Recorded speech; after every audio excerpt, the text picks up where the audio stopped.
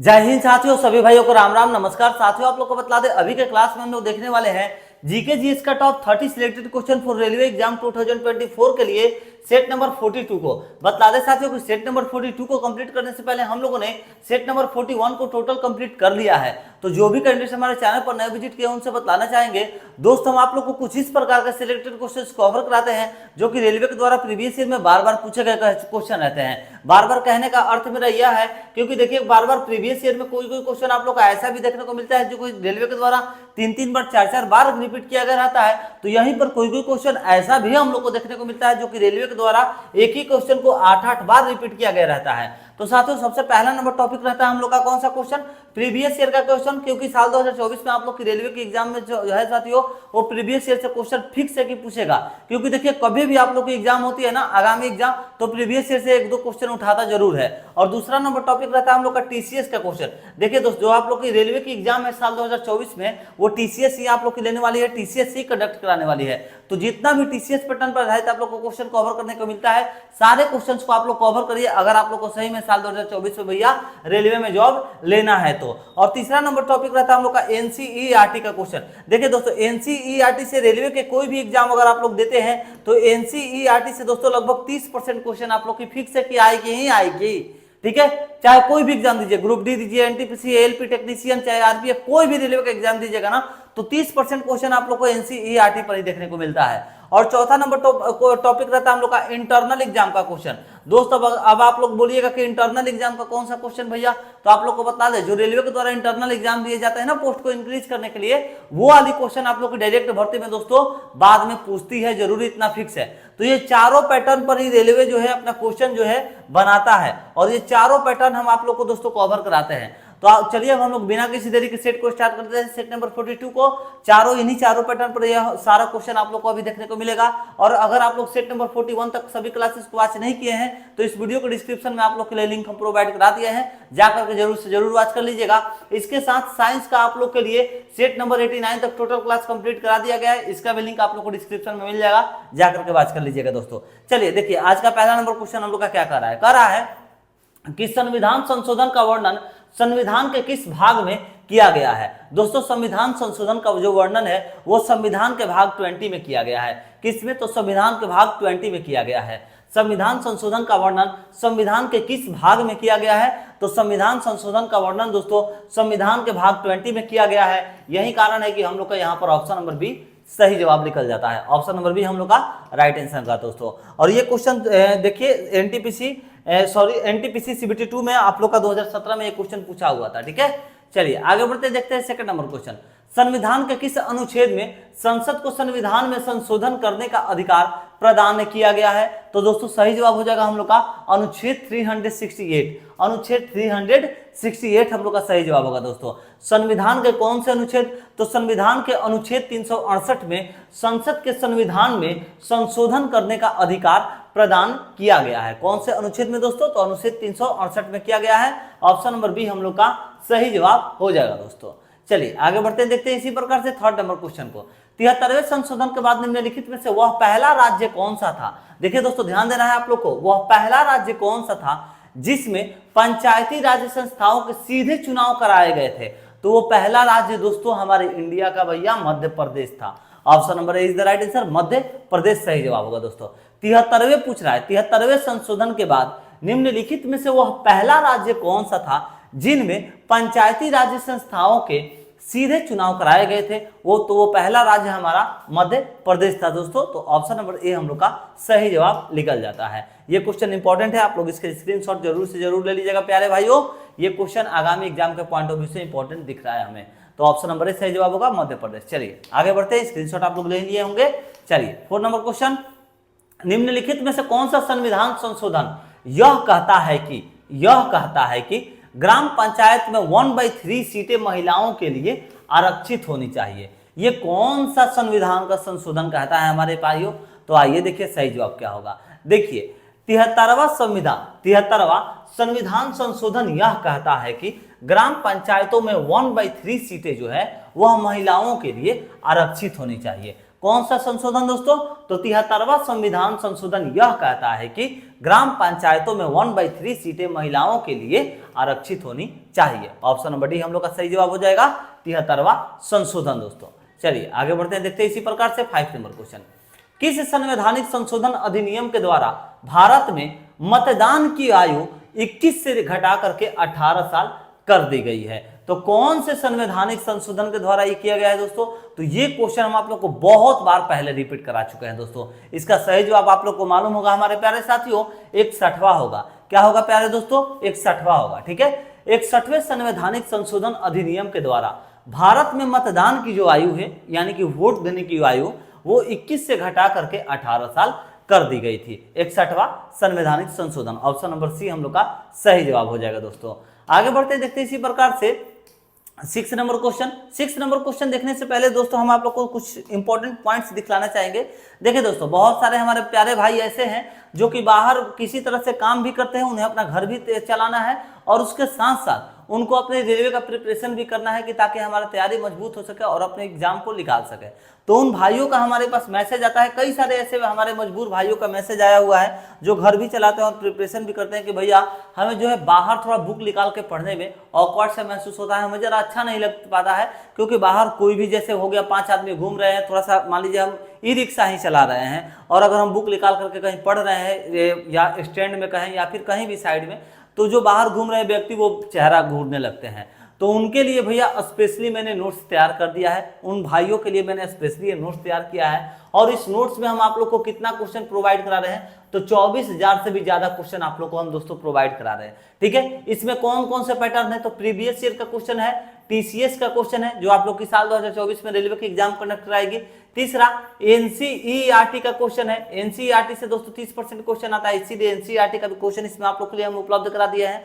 चौथा number point रहता है दोस्तों, इसमें आप लोग का इंटरनल एग्जाम का क्वेश्चन, इंटरनल एग्जाम का क्वेश्चन। ये चारों पैटर्न को मिलाकर के मैंने आपके लिए प्यारे भाइयों टोटल 24,000 का एक नोट्स तैयार किया है, 24,000 क्वेश्चन का एक नोट्स। और साथ में इस नोट्स में आप लोग को रेलवे से संबंधित भी क्वेश्चन देखने को मिलेंगे, ये एक्स्ट्रा में है, ये एक्स्ट्रा है साथियों। देखिए जैसे रेलवे से संबंधित कैसा क्वेश्चन, जैसे यहाँ पर है कि उत्तर मध्य रेलवे का मुख्यालय कहाँ स्थित है, यहाँ पढ़िएगा तो दक्षिण पश्चिम रेलवे का मुख्यालय कहाँ स्थित है, यहाँ पढ़िएगा तो दक्षिण मध्य रेलवे का मुख्यालय कहाँ है। तो देखिए दक्षिण मध्य का अलग जवाब होता है, दक्षिण पश्चिम का अलग जवाब होता है, उत्तर मध्य का अलग जवाब होता है, उत्तर रेलवे का अलग जवाब होता है। ऐसे ऐसे इंपॉर्टेंट इंटरनल क्वेश्चन साथियों रेलवे के एग्जाम में पूछते हैं, तो आप लोग के लिए सारे नोट्स हम प्राप्त करवा रहे हैं दोस्तों। इसमें अगर आप लोग क्वेश्चन की संख्या देखेगा ना, तो साइंस से दोस्तों आप लोग के लिए 4000 से ज्यादा क्वेश्चन देखने को मिलेगा।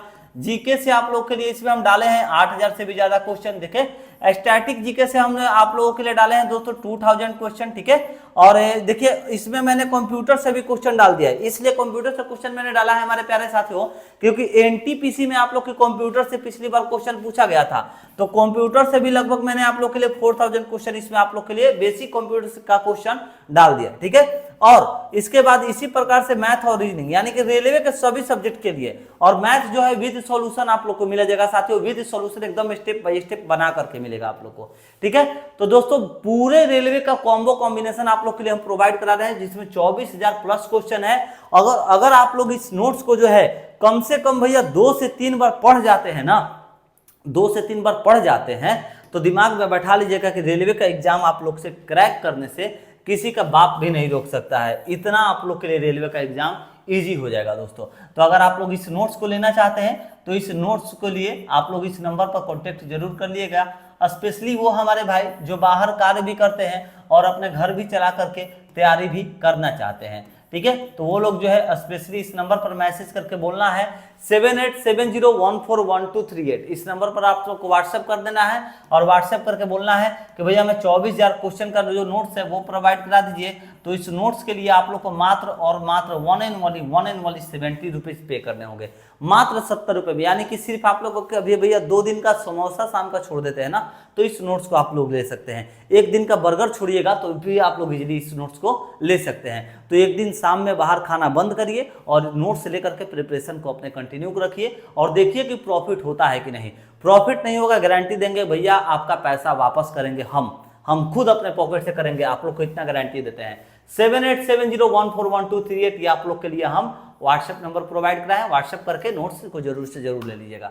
चलिए आगे बढ़ते हैं, देखते हैं 6 नंबर क्वेश्चन का हम लोग का सही जवाब क्या होगा।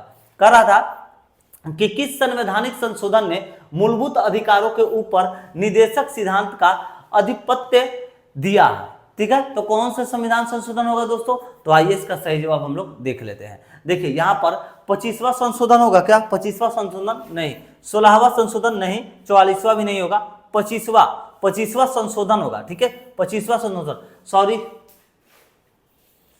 यहां पर हमें बोलना चाहिए था कुछ और हम बोल दिए कुछ और। ठीक है, तो 25वां संशोधन हम लोग का यहाँ पर सही जवाब होगा। ठीक है, दिमाग में थोड़ा कुछ और बातें चल रही थी, छोड़िए हटाइए। चलिए ले लेकर के आप लोग को सही साहब मायने में बतला दें तो किस संवैधानिक संशोधन ने मूलभूत अधिकारों के ऊपर में निदेशक सिद्धांत का आधिपत्य दिया? तो सही जवाब होगा हम लोग का 25वां संशोधन। क्या होगा? सही जवाब हम लोग होगा हम लोग का 25वां संशोधन। ऑप्शन नंबर डी हम लोग का सही जवाब होगा साथियों। ठीक है, चलिए आगे बढ़ते हैं, देखते हैं इसी प्रकार से 7 नंबर क्वेश्चन को कह रहा है कि 97वां संविधान संशोधन बिल मंत्रिपरिषद को प्रतिशत डैश सीमित करने के लिए जारी किया गया है। तो आइए दोस्तों देखते हैं इसका सही जवाब क्या होगा। देखिए दोस्तों, 97वां संविधान संशोधन बिल मंत्रिपरिषद को प्रतिशत कितनी समिति करने के लिए जारी किया गया है? तो 15% सीमित करने के लिए जारी किया गया है। ऑप्शन नंबर डी हम लोग का सही जवाब होगा दोस्तों। आगे बढ़ते हैं, देखते हैं इसी प्रकार से 8 नंबर, गोवा राज्य का निर्माण किस संविधान संशोधन के द्वारा हुआ था? तो ये भी क्वेश्चन आप लोग को बहुत बार कराया है दोस्तों। सही जवाब होगा हम लोग का कौन सा? तो 56वां। ठीक है, गोवा राज्य का निर्माण कौन से संविधान? तो 56वां संविधान संशोधन के द्वारा में हुआ था। ऑप्शन नंबर सी हम लोग का सही जवाब होगा प्यारे भाइयों। आगे बढ़ते हैं, देखते हैं इसी प्रकार से 9 नंबर, आधुनिक समय में विधि का एकमात्र साधन है। तो आधुनिक समय में विधि का एकमात्र साधन होगा दोस्तों कौन सा होगा? प्रथा, धर्म, शासन। ये तीनों में से कोई भी नहीं होगा, विधानमंडल होगा। कौन सा होगा? विधानमंडल होगा। ठीक है, आधुनिक समय में विधि का एकमात्र साधन कौन सा? विधानमंडल होगा। Option number D is the right answer, विधानमंडल होगा दोस्तों। नेक्स्ट क्वेश्चन है 10 नंबर, संविधान में संशोधन नहीं किए जा सकते हैं। तो आइए देखिए, संविधान में संशोधन नहीं किए जा सकते हैं। क्वेश्चन देखिएगा साथियों, नहीं किए जा सकते हैं बोला है, तो लोकसभा एवं राज्यसभा के साधारण बहुमत से नहीं पूछ रहा है ना, तो ये तो भैया इनसे तो हो जाएगा, इनसे किए जा सकते हैं। संसद सदस्यों का 2/3 बहुमत से भी हो जाएगा, संसद 2/3 ये भी हो जाएगा। जनपद संग्रह से नहीं होगा। Option number D is the right answer दोस्तों। कह रहा था संविधान में संशोधन नहीं किए जा सकते हैं, संशोधन नहीं किए जा सकते हैं, तो जनपद संग्रह से संविधान में संशोधन नहीं किए जा सकते हैं। ऑप्शन नंबर हम लोग का डी सही जवाब हो जाएगा। Option number D is the right answer. Option number D हम लोग का सही जवाब होगा दोस्तों। नेक्स्ट क्वेश्चन 11 नंबर, भारतीय संविधान की प्रस्तावना में धर्मनिरपेक्ष शब्द किस संशोधन के द्वारा जोड़ा गया? तो ये तो बहुत बार क्वेश्चन आप लोग देखे होंगे, क्योंकि ये अन्य बहुत सारे कॉम्पिटिटिव एग्जाम्स में भी दोस्तों क्वेश्चन पूछा हुआ था। ठीक है, बहुत बार ये क्वेश्चन पहले पूछा हुआ है, तो 42वें होगा।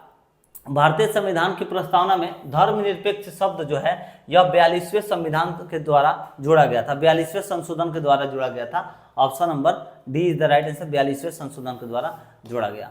नेक्स्ट क्वेश्चन 12 नंबर, भारतीय संविधान के किस अनुसूची में भारत के राज्यों और फिर केंद्र शासित प्रदेशों को सूचीबद्ध किया गया है? ठीक है, तो कौन से अनुसूची में दोस्तों, कौन सा अनुसूची होगा? तो सही जवाब हो जाएगा हम लोग का, आइए देखा जाए, प्रथम, द्वितीय, तृतीय, चतुर्थ। तो ये तीनों नहीं होगा, प्रथम हम लोग का सही जवाब होगा दोस्तों। ठीक है, भारतीय संविधान की प्रथम अनुसूची में भारत के राज्यों और केंद्र शासित प्रदेशों को सूचीबद्ध किया गया है। Option number A is the right answer, प्रथम अनुसूची में दोस्तों। चलिए आगे बढ़ते हैं, देखते हैं 30 नंबर क्वेश्चन। दोस्तों आज थोड़ा सा तबीयत सही नहीं लग रहा है, चलिए फिर भी क्लास को कंप्लीट कर लेते हैं कैसे भी। ठीक है, थोड़ा मन नहीं कर रहा, या फिर मन थोड़ा अंदर से सही नहीं दिख रहा, समझ में नहीं आ रहा। ठीक है, चलिए आगे बढ़ जाते हैं, देखते हैं फटाफट क्वेश्चन को कंप्लीट करते हैं आज का क्लास हम लोग। 30 नंबर, निम्नलिखित में से कौन सा राज्य भारतीय संविधान की 6वीं अनुसूची के द्वारा शासित नहीं है? 6वीं अनुसूची के द्वारा शासित नहीं है, कौन सा होगा दोस्तों, कौन सा राज्य होगा हमारे प्यारे भाइयों? तो आइए देखिए, निम्नलिखित में से कौन सा राज्य? तो सही जवाब होगा हम लोग का अरुणाचल प्रदेश। अरुणाचल प्रदेश से जो है यह भारतीय संविधान की 6वीं अनुसूची के द्वारा शासित नहीं है। कौन सा? Arunachal Pradesh. Option number D is the right answer, Arunachal Pradesh शासित नहीं है। नेक्स्ट क्वेश्चन है 40 नंबर, भारतीय संविधान की दूसरी अनुसूची इनमें से किससे संबंधित है? भारतीय संविधान की दूसरी अनुसूची जो है इन चारों में से किससे संबंधित है ये बतलाना है। तो आइए देखिए किससे संबंधित है। शपथ और फिर प्रतिज्ञान के प्रारूप नहीं, राष्ट्रपति, राज्यपालों, मुख्य न्यायाधीशों और फिर उच्च न्यायालय के न्यायाधीशों का वेतन। जी हाँ साथियों, option number B is the right answer. देखिए क्वेश्चन कर रहा था कि भारतीय संविधान की दूसरी अनुसूची, भारतीय संविधान की दूसरी अनुसूची इनमें से किससे संबंधित है? तो किससे संबंधित है? राष्ट्रपति, राज्यपालों, मुख्य न्यायाधीश और फिर उच्चतम न्यायालय के न्यायाधीशों का वेतन यानी कि तनख्वाह को लेकर के संबंधित है। ऑप्शन नंबर बी हम लोग का सही जवाब होगा।